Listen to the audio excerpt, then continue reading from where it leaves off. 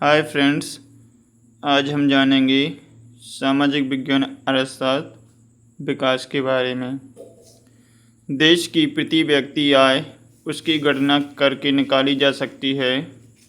तो वो निकाली जा सकती है देश की कुल जनसंख्या में से राष्ट्रीय आय को विभाजित करके हम प्रति व्यक्ति आय को निकाल सकते हैं।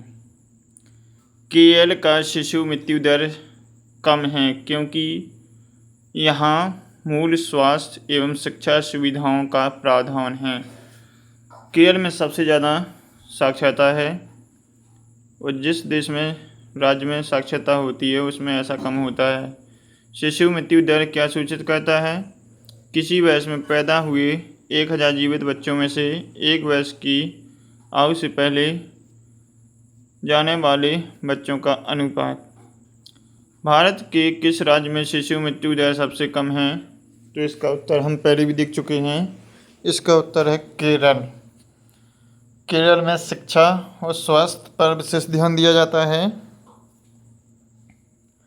नेक्स्ट क्वेश्चन है, केरल साक्षरता की दृष्टि से भारत में नंबर 1 पे आता है। भारत के निम्नलिखित पड़ोसी देशों में किसका मानव विकास सूचकांक भारत से अधिक है?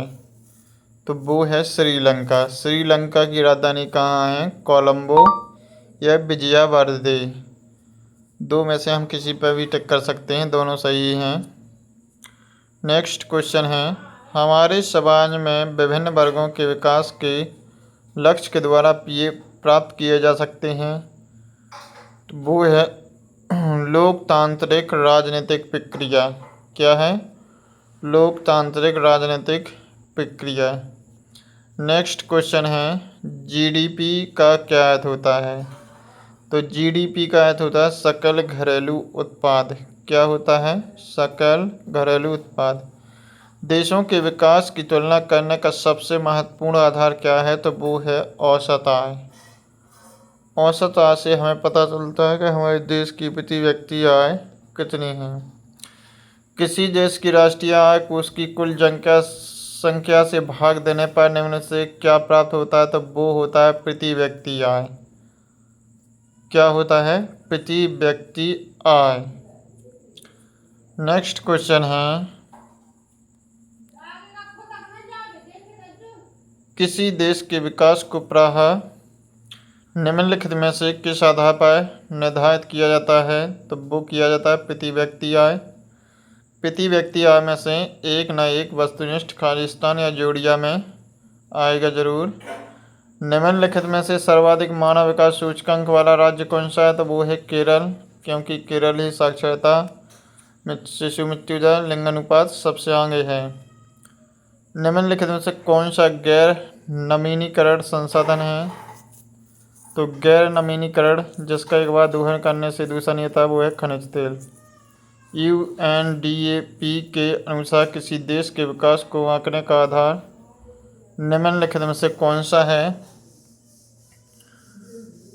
तो इसका उत्तर है प्रति व्यक्ति आय, लोगों की शिक्षा का स्तर, लोगों का स्वास्थ्य स्तर, उपरोक्त सभी। तो इसमें से सभी हैं। नेक्स्ट क्वेश्चन है, एक वाक्य में उत्तर। तो अन्य राज्यों की अपेक्षा केरल में शिशु मृत्यु दर कम है क्योंकि वहाँ पर शिक्षा और स्वास्थ्य पर ध्यान दिया जाता है। क्या सिर्फ औसत आय के आधार पर विकास की गणना करना सही है? नहीं, क्योंकि उससे आय की असमानताओं का पता नहीं चलता। जीवन प्रत्याशा से क्या अभिप्राय है? व्यक्ति के संभावित जीवित रहने का औसत वर्ष, कि इस वर्ष कितने लोग कितने हजार पर जीवित रहे। जीडीपी का अर्थ होता है, तो वो हम एक बार ऊपर भी देख चुके हैं, सकल घरेलू उत्पाद। क्या होता है? सकल घरेलू। भारत में सर्वाधिक उच्च मानव विकास सूचकांक किस राज्य का है? तो वो है केरल का। मानव विकास सूचकांक की गणना किस संगठन के द्वारा की जाती है? तो यूएनडीपी के अनुसार। सार्वजनिक वितरण प्रणाली क्या है? राशन वितरण की वह प्रणाली जिसके द्वारा उचित मूल्यों पर गरीबों को सरकारी दुकानों के माध्यम से राशन बांटा जाता है, इसी को सार्वजनिक वितरण प्रणाली कहते हैं। जन सुविधाओं का क्या अर्थ है? वे सुविधाएं जो मानव जीवन को बेहतर बनाने के लिए आवश्यकता होती है जन सुविधाएं कहलाती हैं। विकास के लक्ष्य भिन्न भिन्न होते हैं और कभी कभी ये परस्पर विरोधी भी हो सकते हैं। इस कथन को स्पष्ट करो। प्रत्येक व्यक्ति या समूह के विकास के लक्ष्य भिन्न भिन्न हो सकते हैं और कई बार इनकी प्रगति परस्पर विपरीत हो सकती है। वे एक विकास का लक्ष्य दूसरे के लिए विनाश का कारण भी बन सकता है। उदाहरण, नदी पर बांध बनाना वहाँ के किसानों के विस्थापन का कारण बन सकता है। बिल्कुल सत्य है, कभी कभी हमें वही लाभ हानि में पहुँचा देता है। एक विकासशील और विकसित देश की मुख्य विशेषताएं क्या है? विकासशील का मतलब होता है जो अभी विकसित हो रहा है, और विकसित देश का मतलब होता है जो पूर्ण रूप से तकनीकों का प्रयोग करता है।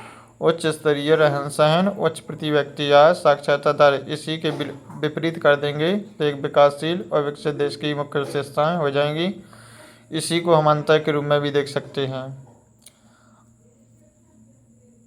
आय के अतिरिक्त और कौन से कारक हैं जो हमारे जीवन में महत्वपूर्ण भूमिका निभाते हैं?